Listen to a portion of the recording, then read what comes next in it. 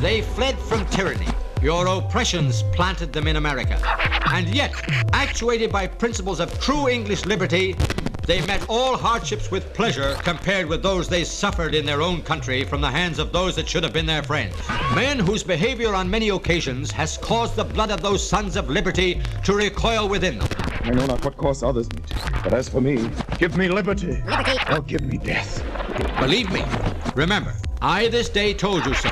That same spirit of freedom which actuated that people at first will accompany them still. But a people jealous of their liberties, and who will vindicate them if ever they should be violated. Sons of liberty. Sons of liberty. Sons of liberty. Is life so dear, or peace so sweet as to be purchased at the price of chains and slavery? Forbid it, Almighty God. It appears as though something has happened in the motorcade route. Something, I repeat, has happened in the motorcade route. Who controls the past, controls the future. Who controls the present, controls the past.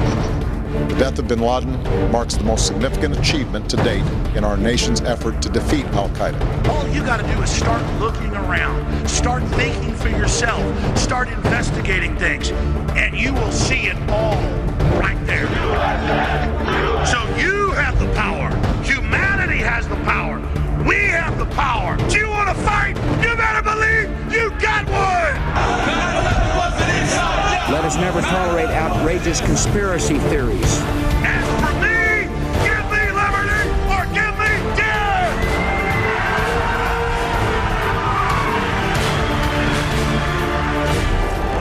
The answer to 1984 is 1776. Welcome to the Infowars Nightly News. I'm your host, Jakari Jackson. This is what we have in store for you for this March 25th, 2013 edition. Tonight, while the Department of Homeland Security continues to ignore members of Congress who are demanding to know why the federal agency is engaged in an apparent arms buildup, the DHS has just announced it plans to purchase another 360,000 rounds of hollow point ammunition, this adding to the 2 billion bullets already purchased over the past year. Meanwhile, a retired Army captain says Americans may have to prepare to defend themselves against the Obama administration's coup against the American people. Next, a vial containing a potentially harmful virus has gone missing from a laboratory at the University of Texas. Plus, best-selling author and historian Jim Marrs in studio, and a total paradigm shift with Billy Corgan of Smashing Pumpkins. The entire interview with Alex Jones up next on the Infowars Nightly News. And welcome back. Top story headline: DHS to buy 360,000 more rounds of hollow point ammunition. You can see the Drudge link right there, Miss Napolitano. Yes, I do swear to shoot you with these bullets. And we'll look at the article right here. Our current count is about 2 billion bullets, but it varies from agency to agency, different reports. Another 360,000 rounds of hollow point ammunition to add to roughly 2 billion bullets. A solicitation of the Federal Business Opportunities website details that DHS has planned to purchase 360,000 rounds of commercial leaded training ammunition. You can see the quotes right there. Although the DHS has attempted to explain its mammoth purchase of ammunition by claiming the bullets are being acquired in bulk to save money and that they are for training purposes only, this has been disputed. Of course they're not doing this to save you money, because jacketed hollow point bullets are twice as expensive as your normal bullets, as the article points out. So they're saying, yeah, we use these to practice with. Well, you're supposed to practice with what you shoot from the last time I checked. And if you practice with, flat top ammunition, then you need to shoot flat top ammunition. If you practice with hollow points, you need to shoot hollow points. But like, as we already pointed out, I mean, your hollow point ammunition is much more expensive, especially if you buy in bulk. So why in the world would you buy something so expensive to use? It makes absolutely no sense. And not just that, the quantity of it, people vary in their opinion. I believe the last number I was told was they bought enough ammunition for what is it, 30 years, 20 or 30 years, and that's calculating the ammunition used at the height of the Iraq War. So it's a whole lot of bullets for target practice. I have no idea why you need that. But it ties into our next story. Retired Army captain warns DHS acquisitions are a bold threat of war against the American people. And you can see, retired United States Army Captain Terry Hastelow publicly voiced grave concerns over the DHS's absurd acquisitions, posting a letter to Senator John Cornyn on Facebook labeling the Obama administration's recent appropriation of weapons a bold threat of war against American citizens. And he goes on to say, you can see his quotes right there, "It is with gravest concern that I write you today concerning the recent appropriation of weapons by the Department of Homeland Security that can only be understood as a bold threat of war by the agency." Now, he has a very good point, pointing out not just the bullets, but also I believe it's 2,000 plus weapons, fully automatic AR-15s that were purchased by the Department of Homeland Security, even though they say they don't want you to have one. They bought fully automatic ones, and also tanks. And that actually goes into our next article. Video, hundreds of DHS armored trucks on the move. And we'll play this video for you in just 1 second. You can see right there, and just let it run. And I want everybody to take into account how many trucks are on this train. Look at all those armored personnel vehicles. I mean, those things are supposed to be mine-proof, or excuse me, at least mine-resistant. And you'll see in just 1 second, yeah, there are some dump trucks and other things on there. But a good number of those trucks are armored personnel vehicles. And people say, well, those are for the military. I'm sure the military does use things like that, but we showed you the video last week, I believe it was, or maybe the week before, of the guy from DHS saying, hey, these are for us. They have DHS painted all over the vehicles. They have police painted all over the vehicles. So yes, the military may use things like that, but DHS is planning to use them as well. And for what reason, you might ask? They say it's for warrant enforcement. That's not us saying that. That's what they said they plan to use these things for, warrant enforcement. Your neighborhood police drive around in a sedan, black and white. They use that for warrant enforcement. So I'm curious what the DHS needs these big tank-like things for. And maybe they are going to use them for warrant enforcement. But my thing is, if they use these for warrant enforcement, what are they going to use for some actual tactical situation? Are they going to fly down the Death Star when they have another Chris Dorner? I don't know. It sounds completely ridiculous to me. But we'll switch gears right here to McCain gets behind Senate attack on Second Amendment. No surprise there. You know, I got guys, freedom-hating guys like John McCain. Republican Arizona Senator John McCain will work with Senate Democrats on legislation to expand background checks for private sales of firearms between individuals. The article goes on to say, arguments presented by Democrats have consistently portrayed the Second Amendment as a hunting and self-defense right. The founders, however, insisted the Second Amendment was included in the Bill of Rights so that citizens would be sufficiently armed to resist tyranny. Senate Majority Leader Harry Reid, a Nevada Democrat, will introduce bipartisan gun violence legislation on the Senate floor in April. It is uncertain if the bill will get the 60 votes required to beat a filibuster. It's not just McCain, it's not just Reid. You also have, of course, Mrs. Feinstein and also Mark Kirk, also blowing the horn of sticky hand gun-taking legislation. But also we have this, Obama to hit the trail on a mission to revive gun control fight. Yeah, he told you he would not take your rifle away, would not take your shotgun away, and he seems like he's doing just that. With the Senate Majority Leader Harry Reid planning to bring a scaled-back package of gun legislation to the Senate floor early next month, the White House is hoping they can rebuild some momentum that's been lost in the months since the Newtown shootings. A White House official would not comment on the timing of more presidential travel, but said people should expect to see Obama travel outside D.C. to bolster his insistence that gun control measures, quote, deserve a vote in Congress. Will not take your rifle away, will not take your shotgun away. It wasn't even 6 months ago, I don't think, that he was debating Mitt Romney. He was saying he wants to take away your AK-47, wants to take away your, quote, cheap handgun. And you say, well, you don't need an AK-47. A low-capacity magazine put inside an AK-47 is the same thing as a deer rifle. I mean, just think about it. That's what the thing is. We'll move on now to some fairly local news here in Austin. End gun show loophole. Acevedo tells U.S. House panel. Now, this is our police chief here in Austin, Art Acevedo. The universal background check is the first and essential step toward comprehensive reform of gun laws. Acevedo told the U.S. House's Gun Violence Prevention Task Force, without this essential element, there can be no lasting impact on gun violence because without this legislation, Guns will continue to be sold to those who are not permitted to possess a firearm. Moving down, he specifically cited the shootings at the elementary school in Newtown, Connecticut.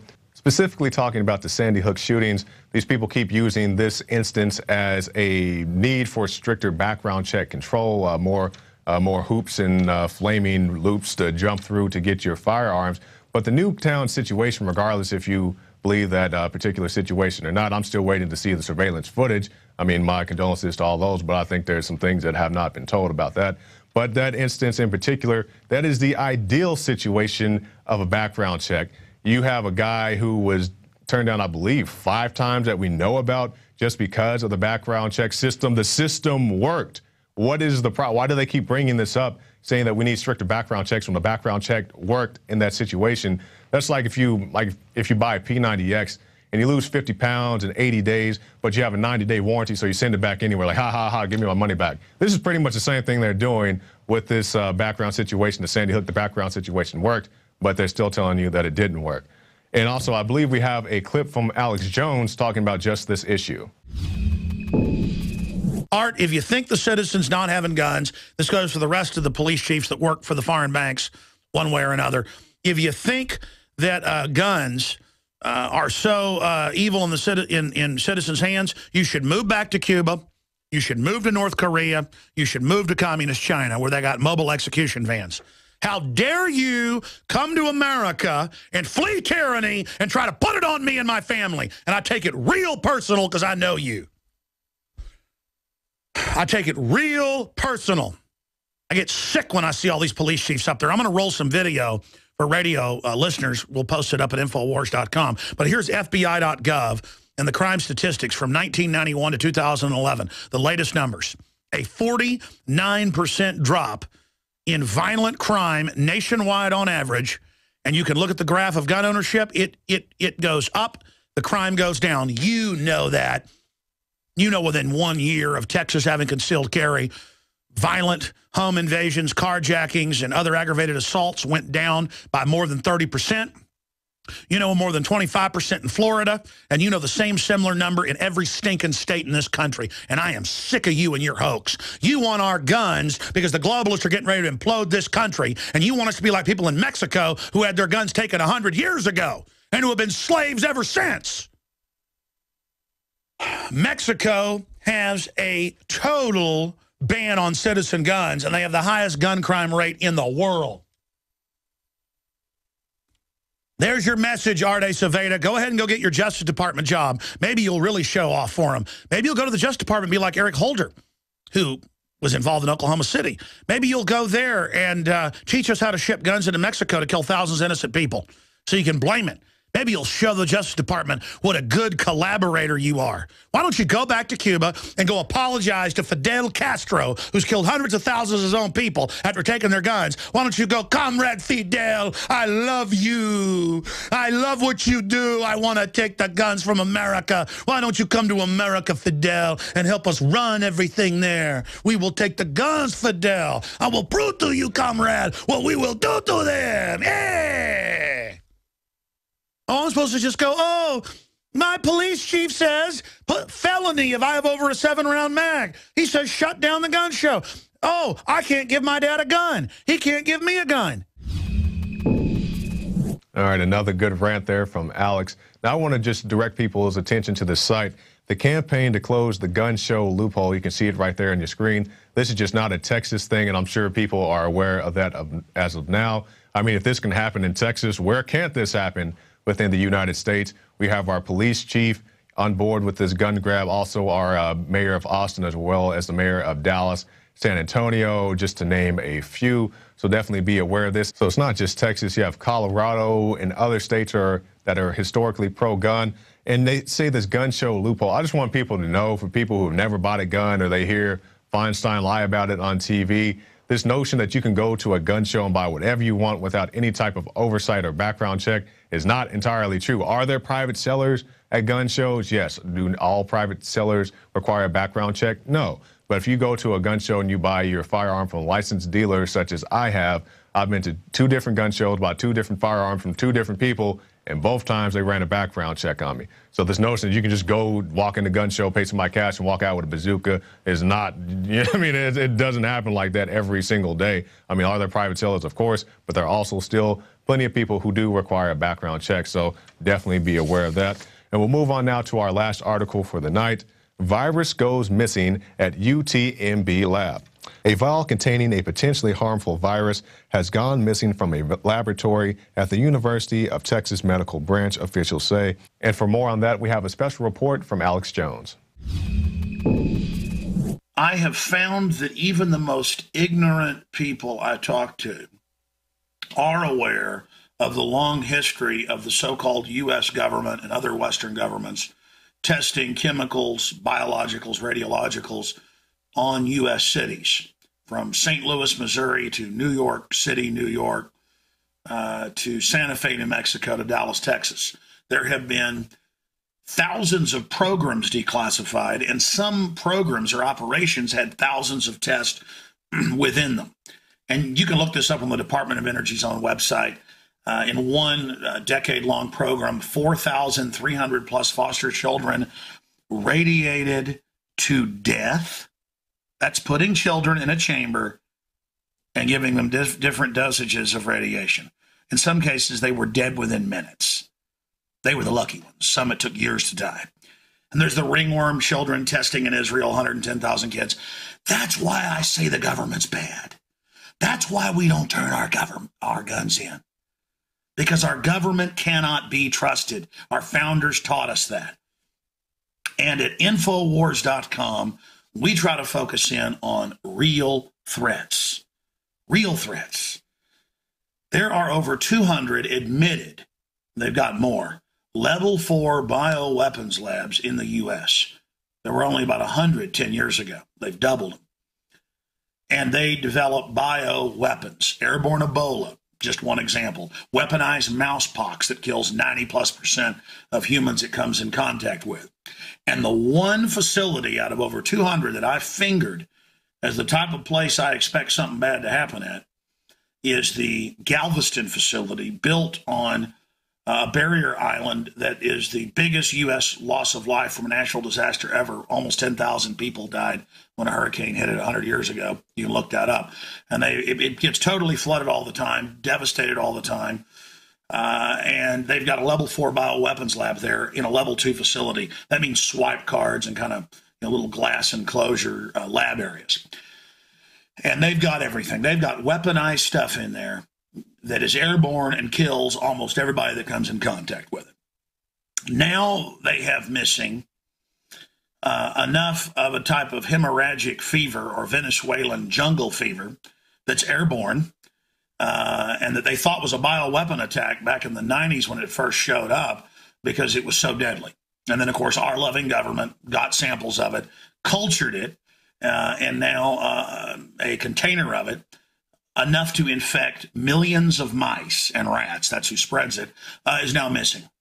And of course, it may turn out, later that it was just misplaced. The point is that this is the type of cover story they're going to use when they release a 13 monkey type scenario. And I covered that in my film, End Game Blueprint for Global Enslavement. Now, this story's out, and everybody's saying, Alex, you got to cover it. This is not the first time this lab has had problems. It's been hit by hurricanes and had massive damage. Now, a level 4 is supposed to have 3 rows of fence, machine gun nest, minefield, and then it's supposed to be underground at least 3 stories with explosive fire bombs in it to burn out everything if anything gets released. It's automated. Of course, they just don't do that. That's the international treaties. Okay, so now hemorrhagic fever, really nasty type of jungle Venezuelan hemorrhagic fever is missing. And hey, I know what you'll just do. You'll just say it doesn't exist. I understand. There's no 3 billion bullets. There's no, or 2 billion bullets. There's no thousands of armored vehicles. There's no checkpoints. There's no FEMA being set up as a domestic military, a new branch of the military for the American people. Everything's fine. And Obama wouldn't raise taxes on poor people, but he did. But it's okay because he said he wouldn't, and being lied to is a great thing. Now, here's an article a few years ago, Biolab in Galveston raises concerns. New York Times was reporting on that. Here's our report last year. There are literally more than 50 reports we've put out.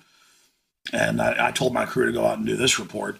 We went out and asked Austinites, are you concerned about the 30 or so level 4 bioweapons labs in Texas alone? Are you concerned about this? Do you know that Lyme's disease, weaponized type of syphilis, that's what it is, they call it Lyme's disease, was bred at Plum Island off the coast of New York and released in New York? Maybe you don't care about that. Maybe you don't care about any of this. You know, Dr. Eric Pianka at UT, we cover this in my film Endgame, Blueprint for Global Enslavement. Dr. Eric Pianka, he came out 4 or 5 years ago and said, we need to reduce world population by 90%, and I can't wait till the airborne Ebola is released. Me and my family are ready to die. We're sad about it, but it's for the earth. And he gave a speech to the Texas Academy of Sciences and was given a standing ovation when he said similar things. So, you know, the FBI went and visited him about it, but it's par for the course. He had graduate students and people sending me emails saying he doesn't go far enough. We need to get rid of all humans. And then I looked up one of the graduate students, now a PhD doctor, and she was working in level 4 bioweapon lab in Southern California. These are people that say kill everyone, and they're working in biology at UT in bioweapons areas like Pianka has access to. Well, he's the head of one of the departments. And on his own official UT website, last time I checked, been up there for like 6-7 years, he talks about how much he loves Lucifer.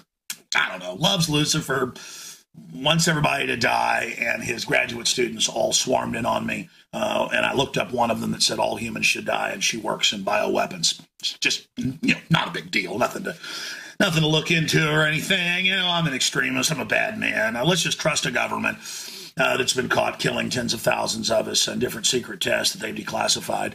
Let's just trust these people. Everything's fine. And let's just trust the fact that they're gearing up for domestic warfare with 2 billion plus bullets and thousands of armored vehicles and domestic security forces that they all admit.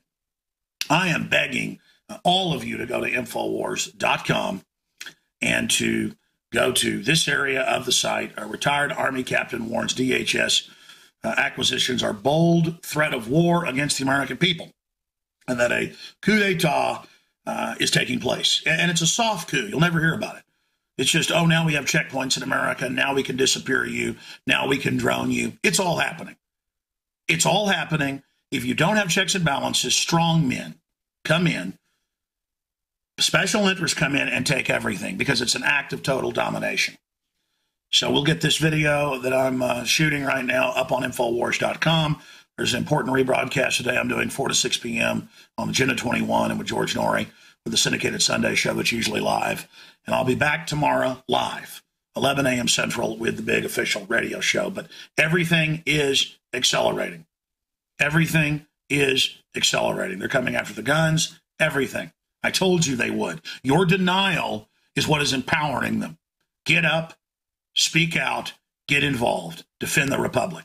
Alex Jones signing off for Infowars.com on the real threat of bioweapons labs filled, in some cases, with hundreds of pathogens that will kill 9 out of 10 people. And that's conservative. Some mousepox estimates are 98+%. And guess what? Universities in the U.S. just did last year. They released the recombinant breakdown on RNA and DNA and viruses, bacteria, you name it, to be able to create hundreds and hundreds of different bioweapons that can be done in labs for a few $100,000. That way they have plausible deniability when they release it. When all the little drones fly over and release it on you and your family. Oh, you better look up the Sunshine Project. They got Marine Corps documents a decade ago.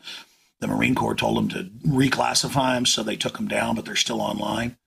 Look into Project Sunshine and the program to spray U.S. cities.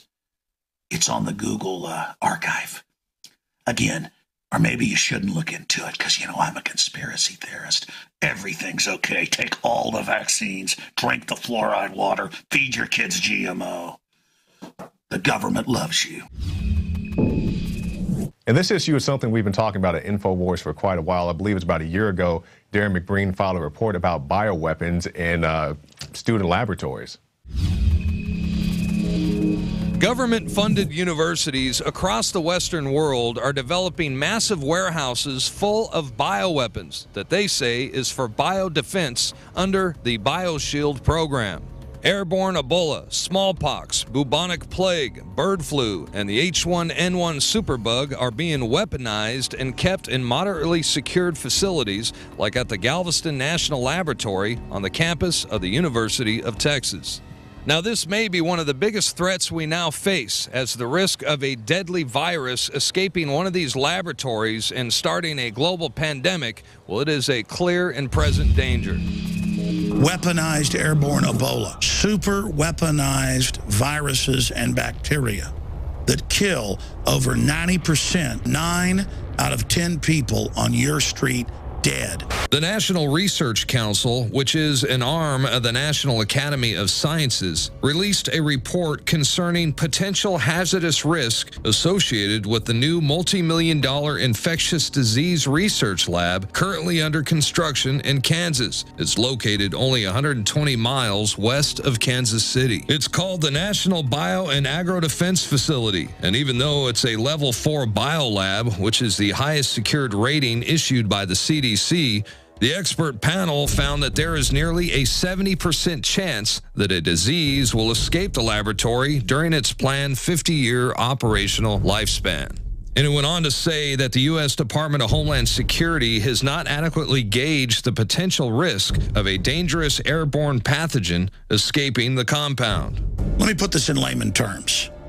A level 4 bioweapons lab should be 3 floors under the ground, barbed wire fences, minefields, and machine guns, and a system that if the super germs get out, they pull a lever, alarms go off, and the whole place goes up in flames. But instead, the global elite are storing it in level 2 facilities like the University of Texas at Galveston behind a glass door with a swipe card, right there in Petri dishes. And they're doing this so that when they release it to massively reduce population, they can claim it was an accident.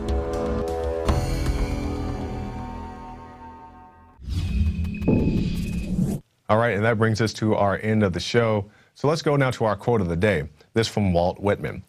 There is no week, nor day, nor hour when tyranny may not enter upon this country, if the people lose their roughness and spirit of defiance. That by Walt Whitman.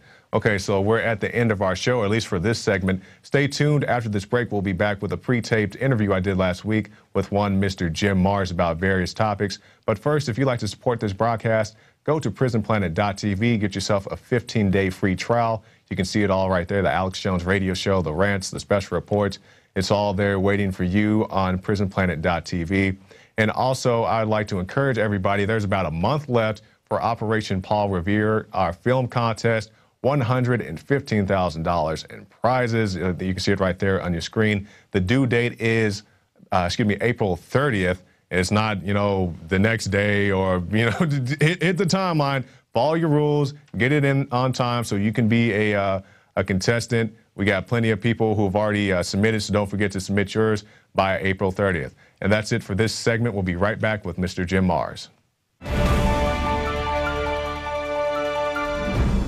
I'm Darren McBreen, and these are some of the new items that are available now at InfoWarsShop.com. Alert the public to Obama's blatant abuse of power with the new Obama t-shirt. Obama's Joker face on the front and come and take it on the back. It's time to publicly call him out for what he is, a tyrant. Defend the Second Amendment with our top seller Come and Take It t-shirts. And look at that, women's cut tank tops and t-shirts now available. Nice hat. Plus the Don't Tread on Me flag. And now you can become a micro distributor of the Infowars magazine. Plus, get your own copy delivered right to your door each and every month. And if you're tired like I am of you and your family being exposed to polluted drinking water, get the Pro One high-performance water filter. It gets rid of all pathogenic bacteria, cyst, fluoride, heavy metals, and numerous other contaminants. So join the revolution at InfoWarsShop.com.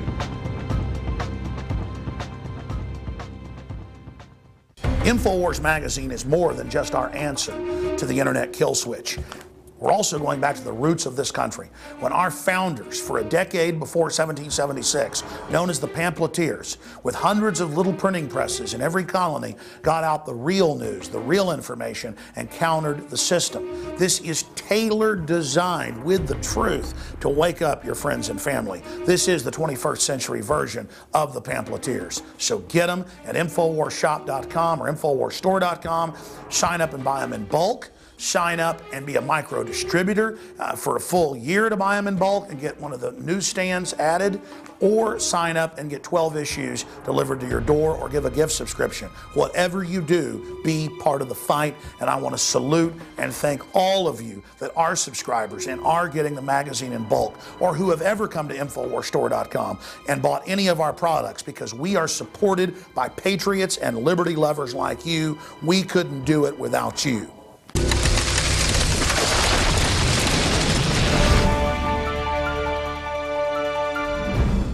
And welcome back. Our guest tonight is Jim Marrs. He is a historian and best-selling author of many works, including his latest, Our Occulted History. He joins us now in studio to talk about his works. Thanks for joining us today, Jim.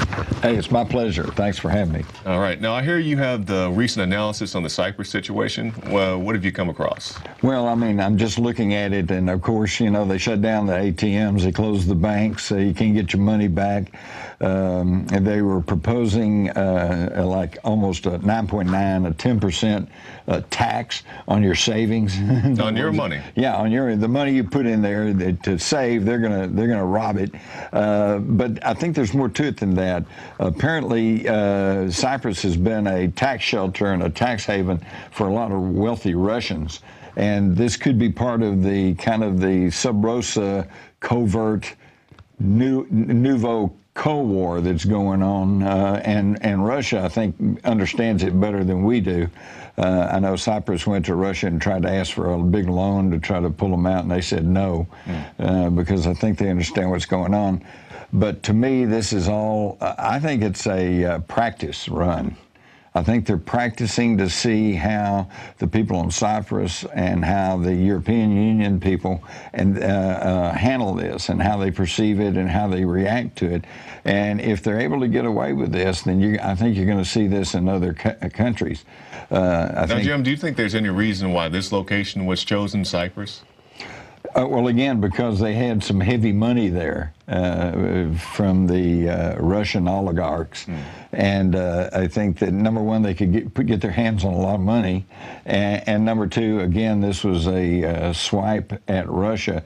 Russia's always been a target for the international bankers, because both under the czars and under the communists, they would not play ball and would not create a central bank, and would not have, you know, we have a central bank now. It's called the Federal Reserve System. Exactly. I'm glad you mentioned that. It's not federal. It's neither federal, nor does it have any reserves. And they don't call it a central bank, except actually they've begun to. That's pretty interesting. All my life, they never referred to the Federal Reserve System as a central bank. But in the last 10 years or so, just on the news, you'll hear, yeah, the central bank today. So we got one, even though that was the biggest point of contention of our founding fathers, was whether or not to have a central bank. And most of them, including Jefferson, said no, because look what they've done in Europe. Exactly. Whoever controls the money, controls the government, controls the country. And this is the whole name of the game. And, of course, people hear that all the time. Alex and others are always talking about, well, the Occupy movement, you know, they're talking about the 1%. And number one, this is now fully documented. This is not a conspiracy theory. In 2011, the Swiss Institute of Financial whatever Control did a study, and they found out of 43,000 international corporations, they're all controlled by 1,000. And now that 1,000, they are controlled by 147 companies, which in turn, because of cross directorships and ownerships, are controlled by 20. And most of those are banks, okay? And collectively, these people within these 20 companies control the 43,000 corporations and 60% of the world's wealth. That is incredible control, and it is incredible tight central control. And this is what they're after. How do they do that? Well, I would mention the Exchange Stabilization Fund. How many people have heard of that? Nobody. And the Financial Stability Board. You ever heard of that? I heard you talk about that last night. Okay. All right. The Exchange Stabilization Fund was created back during the New Deal in the 30s, and it's a little-known office of the Secretary of the Treasury, and it handles the transfer of gold and wealth between all of the industrial nations. And interestingly enough, even at the time it was created, some of the complaints in Congress was that it would operate outside of U.S. law and outside the Constitution. And they also, this is where all the black budgets are hidden. The CIA, the NSA, when they have all this money, and, well, for instance, the CIA, we all know that they have front companies, airlines, restaurant strings, who knows. And some of those companies are not just totally bogus. They're actually companies, and they actually produce goods and services. Legitimate business. Legitimate businesses. In some ways. And they get tons of money. Where's that money go? Goes into the Exchange Stabilization Fund, and the Exchange Stabilization Fund also was the founder of the International Monetary Fund and the World Bank, which we also have always heard how they go into these countries and say, now you're going to do this or we won't give you any money. This is the control mechanisms within the control of the entire planet, and this is what Alex is always talking about.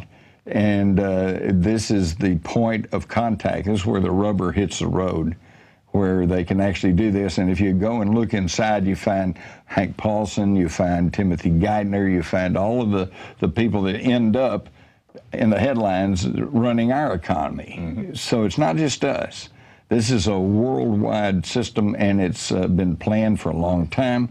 And they are operating their plan, and the idea is to get the whole world socialized. I'm glad you say it's a worldwide system, because people don't see these things in Europe, they'll see it in Cyprus, wherever else it is, and they'll say, well, that's an isolated incident, that's that country, that'll never happen here. So when you hear this argument, it can never happen here, what would you say to somebody? Because they see the bank runs, they see the bank holidays. Right. You know, they can't withdraw their funds. So what would you say to somebody here in the States? Well, I'd say, number one, not only can it happen, in fact, it could happen tomorrow, but it has happened.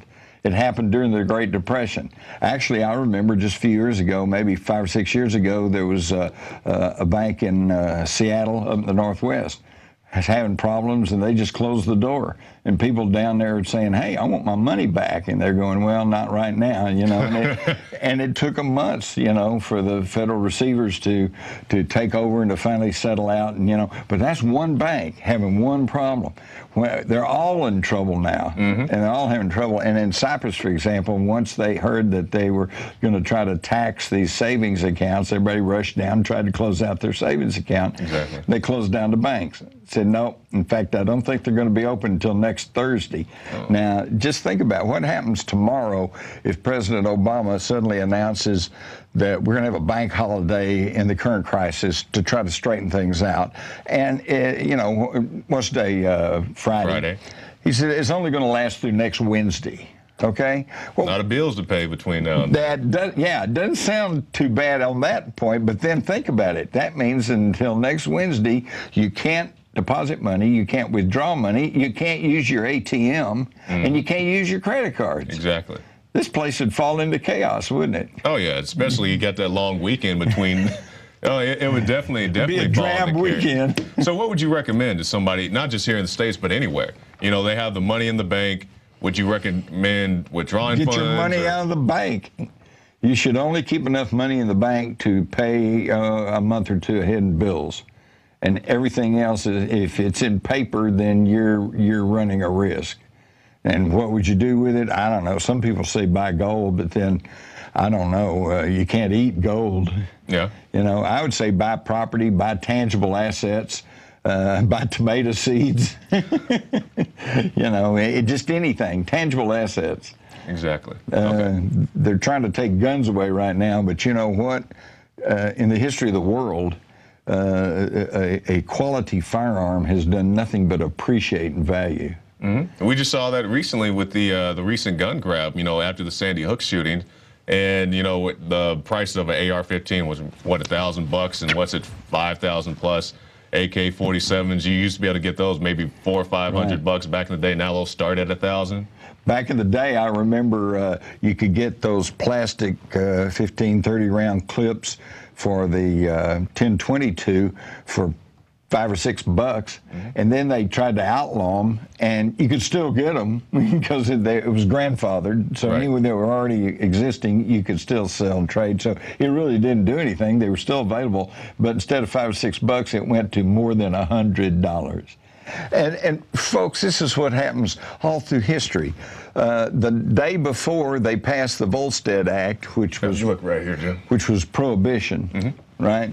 A little pint of hooch cost about $3, and then the next day, after that became illegal, it was like $50 or $60.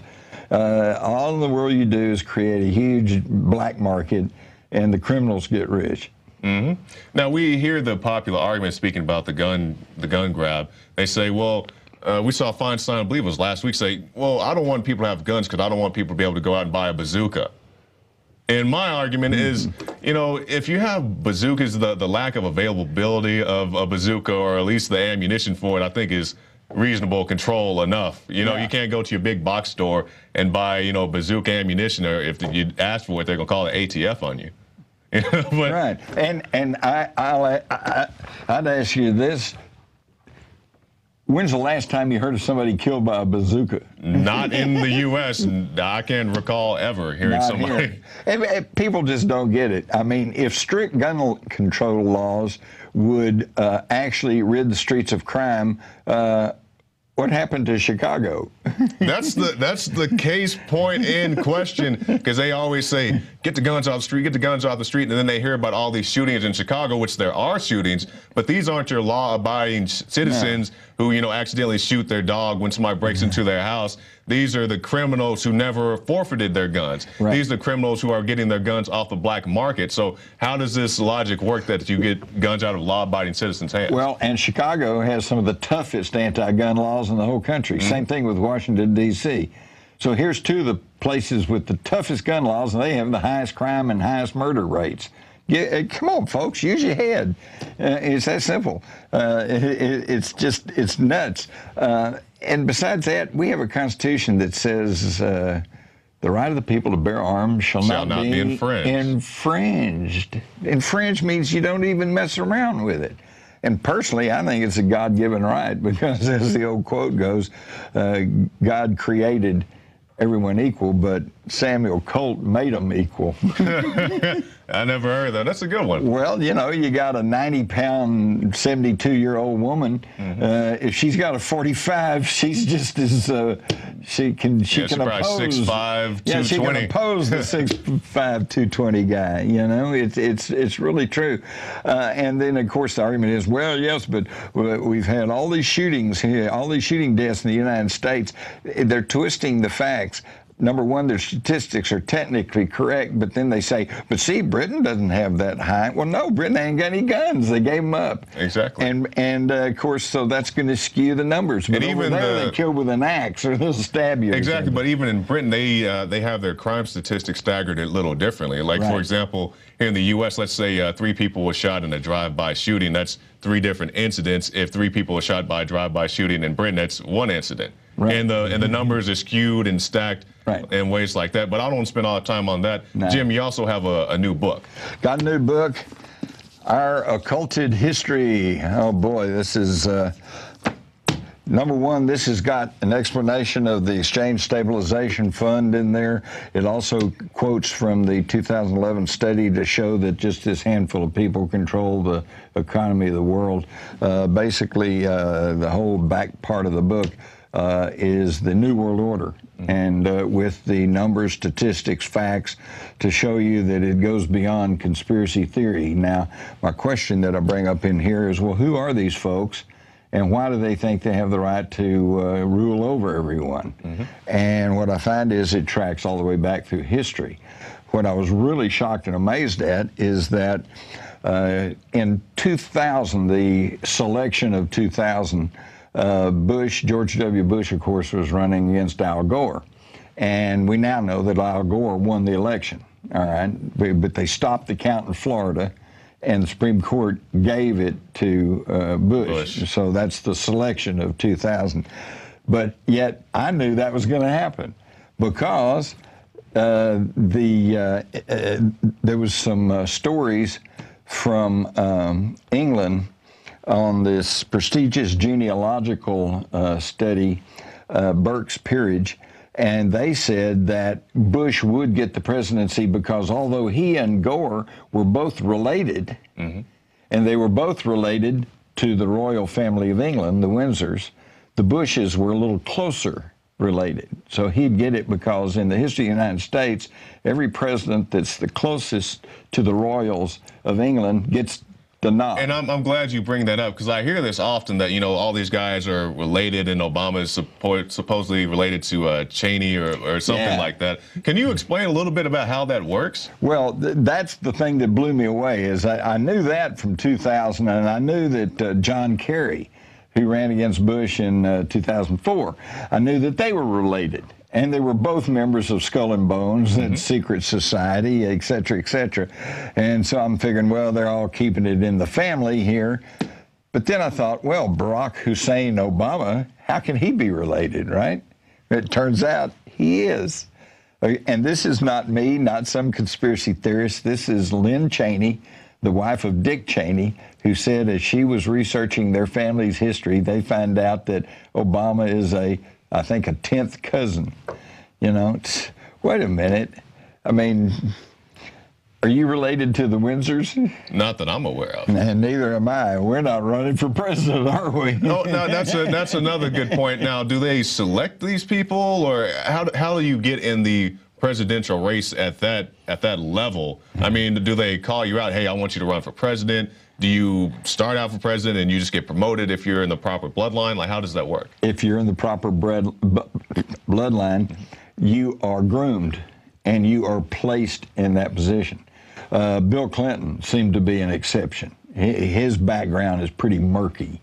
We're not sure where he came from, and the person that they identify as his father is apparently kind of a nobody.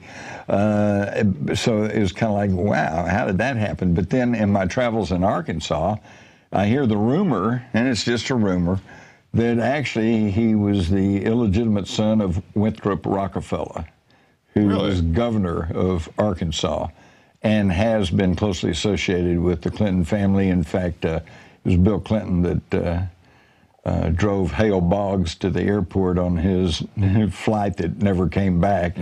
Hale Boggs being a politician from Arkansas who sat on the Warren Commission and was one of the ones who was beginning to dissent and say, we think, he was thinking, I don't think we were told the truth, and I think maybe there was a conspiracy against John Kennedy.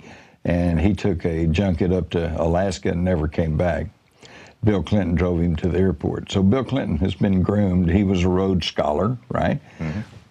Where do they find some poor kid in Arkansas and send him over to England to be a Rhodes Scholar? That's a very so they're groomed. And Barack Obama, you know, he goes to Columbia and enrolls as a foreign exchange student. Yeah, that's a very good point. Oh, wait a minute, because right there it's an either or. Either he was a foreign exchange student, which means he's not an American citizen, which raises up that whole question, or he is an American citizen, and which means he lied and cheated and got his way in as a foreign exchange student.